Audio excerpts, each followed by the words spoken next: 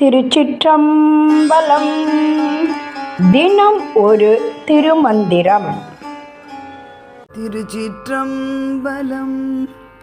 அங்கீதமருகம் அக்கு மாலை பாசம் அங்குசம் சூலம் கபலமுடன் ஞானம் தங்குபயம் தரு நீலமும் உடன் மங்கையோர் பாகமாய் மானடமாடுமே. திருச்சிற்றம்பலம். அங்கீதமருகம் அக்குமாலை பாசம் என்று தொடங்கும் பாடலை இப்பொழுது நாம் காணப்போகிறோம். அக்னி சட்டி, உடுக்கை, ருத்ராட்ச மாலை, பாசக்கயிறு, தோட்டி, முத்தலை, வேல் அதாவது சூலம், மண்டையோடி இவற்றை கைகளில் ஏந்தியும், பரஞானம் அபரஞானம் இவற்றை தருபவளும், நீல நிற ஒளியுடன் விளங்குபவளுமாகிய உமையை தன் உடலில் இடபாகமாக கொண்ட சிவன் ஆடும் நடனம் மாட்சிமே மிகுந்த அற்புதமாக இருக்கிறது. அவன் அற்புதமாக ஆடுகிறான் என்ற கருத்தை தெரிவிக்கிறது இந்த பாடல். அங்கே என்றால் எல்லோருக்கும் தெரியும். ஒரு கையில் தீயை ஏந்தியுள்ளார், அது அழித்தல் தொழிலை செய்கிறது. தமருகம் என்றால் உடுக்கை, ஒரு கையில் உடுக்கை ஏந்தியுள்ளார் அல்லவா, அது படைத்தல் தொழில், அது சத்தத்திலிருந்து உலகம் பிறக்கிறது. அக்குமாலை என்றால் என்ன? ருத்ராட்ச மாலை, ஜபமாலையை ஏந்தியுள்ளார், அது வேதங்களின் வடிவமாக திகழ்கிறது. பாசம் என்றால் கயிறு, உயிர்களின் ஆணவத்தை கட்டும் பாசக்கயிறாகும். அங்குசம் என்றால் யானையை அடக்கும் கருவி, மனமாகிய மத யானையை அடக்குவதை குறிக்கிறது. சூலம் என்றால் முத்தலை சூலம், இச்சா சக்தி, ஞான சக்தி, கிரியாசக்திகளின் வடிவமாக திகழ்கிறது. கபாலம் என்பது என்ன? மண்டையோட்டு ஓடு, பிரம்ம கபாலம், அண்டங்கள் அழிந்த பின்னரும் நிலைத்திருப்பவர்.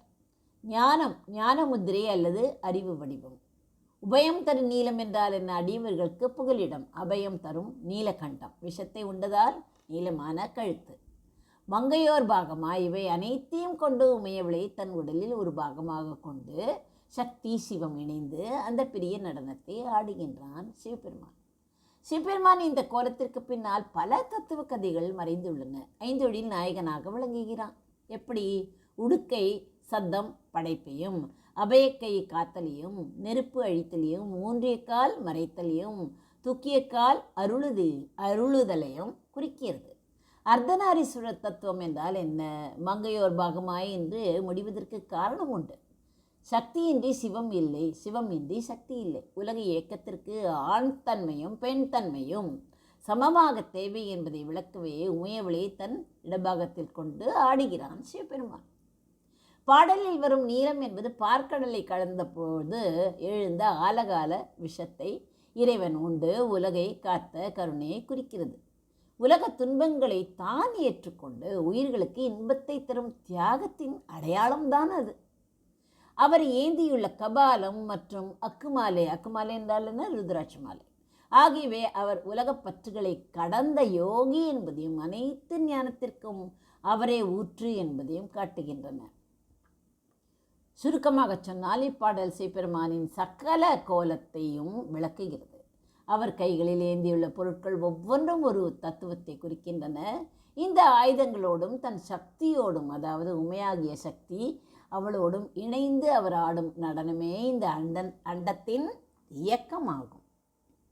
அங்கீதமருகம் அக்குமாலை பாசம் அங்குசம் சூலம் கபாலம் உடன் ஞானம் தங்கு உபயம் தரு நீலமும் உடன் மங்கையோர் பாகமாய் மானடம் ஆடுமே. நன்றி, வணக்கம். உமா பாலசுப்ரமணியன்.